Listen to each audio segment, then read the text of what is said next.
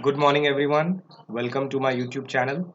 Today's video is made on poem Dust of Snow, which is given in CBSE class 10th English core book First Flight.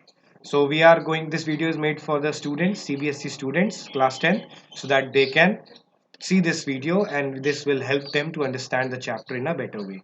So I'm going to start with the explanation of the chapter. I have a soft copy of the chapter in front of me. Now, this is a very short poem, specifically two stanzas or 8 lines, and this tells you that how simple things can bring a deeper or large change in your life. Okay? Now, we'll start with the explanation, and I'm going to explain both the stanzas to you. First stanza goes on like this. The way a crow shook down on me the dust of snow from a hemlock tree. Now, the poet is passing by a hemlock tree. Now there are two main elements of nature which are used in this particular stanza. First is the crow and second is the hemlock tree. Crow is a bird which is generally connected to negativity or ill omen, and hemlock tree is a poisonous tree. And it also has white flowers. So why the poet is using these type of negative things? Because from the first stanza only he want to convey this thing to the readers that he is in a sad, depressed and gloomy atmosphere. He's sad from inside, and the crow and hemlock tree directly relate to the demand of the particular situation of the poet. That is why he has used them. The way a crow shook down on me. A crow is sitting on the top of the hemlock tree, and it is atmosphere is quite cold. It's winter weather over there, and it might have snowfalled a few hours, few minutes ago. It is not specifically mentioned, but the crow is covered with snow. And obviously, if you are covered with snow, what will you do? You will try to shook off the snow from your head and your shoulder. So the crow also did the same. He shook off the snow, and as the author was passing by, the snow fell on the author, and suddenly the author is distracted. Up till now he was mingled in his own feelings of sadness and depressed. He was depressed, but suddenly this outer force, the particles of snow which fell on his shoulder, distracted him, and now he is no more concerned about his sad thoughts. Now he is seen a change in his mood, and he is looking up as to what happened or who has thrown this snow. And this snow came from the hemlock tree. So I read a small explanation over here. The poem is set in a scene where the poet is in a bad mood and is walking by a tree, a hemlock tree. Hemlock tree is a poisonous tree. As he passes by, a crow happens to throw some snow dust on him. Whether it falls on his head or shoulder, it is unknown, as there is no specific mention in the poem. This I already told you. Also, the readers are left in doubt about the bird's specific action as to why the crow did it. Whether the crow was landing, whether he was shivering due to cold, whether he was adjusting himself on a branch or ready to take off. It happens to send some particles of snow upon the author. Here, the two agents of nature, the hemlock tree and the crow, are signifiers of sadness and gloom. This I already told you that they signify sadness, gloom, negativity, just like the poet's mood in the opening scene, and they directly relate to the poet's mood, and that is why poet has used the crow and the hemlock tree. We move to the second stanza. Has given my heart, whose heart? The heart of the poet, a change in mood, and saved some part of a day I had rued. Rued means held in regret. Now, when you do something bad or something bad happened to you, you regret that. And that feeling of regret is deep inside you and it tortures you. You are sad due to that particular feeling of regret.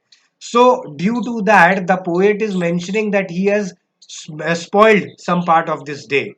But as this dust of snow fell on him, it gave him a change. It gave him a change of mood. And now he is no more thinking about those depressing thoughts. Now he is thinking that, oh, I have wasted half of my day or some part of my day. But the other part, the remaining part of my day, which is yet to come, I can utilize. I am in no foundation to spoil this day by thinking about this regret and negativity. I can use the remaining part of the day. Now, this thought came in his mind when he was distracted by the action of the crow, which was throwing the shaking off the dust of snow on the poet. Now, this thing distracted the poet from his negative thoughts, and he realized that he is wasting his day. Okay, so I'm going to read a part of this explanation. For reasons unknown, the author was having a terrible day. Now, why he was sad, this is not mentioned. But the falling of the snow on his head lifted his mood, made him happy, cheerful. He already had spent his half of the day in bad mood, but the rest of the day was saved by the crow and the hemlock tree. Generally, hemlock tree and crow are used for negative references, but the poet uses them beautifully to portray the inauspicious things. Inauspicious means negative things, ill omens, can bring joy and happiness too.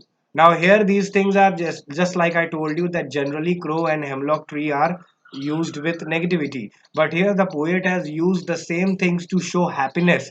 This is also an irony. This is ironic that generally the things which are used to describe negative or sad atmosphere are used by the poet to cheer his mood, or are used in this poem for the poet to make him happy. This is ironic. This is what it says. One must not take things for granted and should be open and accept whichever way the nature chooses to bless us. Okay? So nature can bless you in many ways. Here the nature blessed the poet in the form of a hemlock tree and the crow. I'm going to read a small summary for you, and I'm going to explain some other parts through this summary, and then we'll finish the video. The short poem by Robert Frost throws light upon the unimaginable healing powers of nature. Like nobody could imagine that a crow and a hemlock tree could heal a person's mood. So these are unimaginable powers. From a bad mood to ill health, there is nothing that can't be cured by the nature. The author was experiencing one such bad day when a crow's movement near a hemlock tree dusted snow upon him. The snow instantly makes him happier. His day gets a lot better because he was distracted from his sad mood. Thus, the supremacy of nature as a whole made him realize how petty his problem was. The fact that hemlock tree is poisonous combined with crow being the indicator of doom and fear. Hemlock tree is poisonous and crow is an indicator of doom and fear. But in this poem, they are used as carriers of happiness because they carry or they bring happiness to the poet.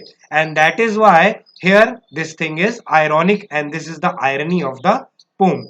The poet, through these objects, has tried to highlight that sometimes creatures linked with negative aspects of life can bring a change of happiness. Okay, so this is the explanation. I hope you will understand the poem in a better way after watching this video. Thank you very much.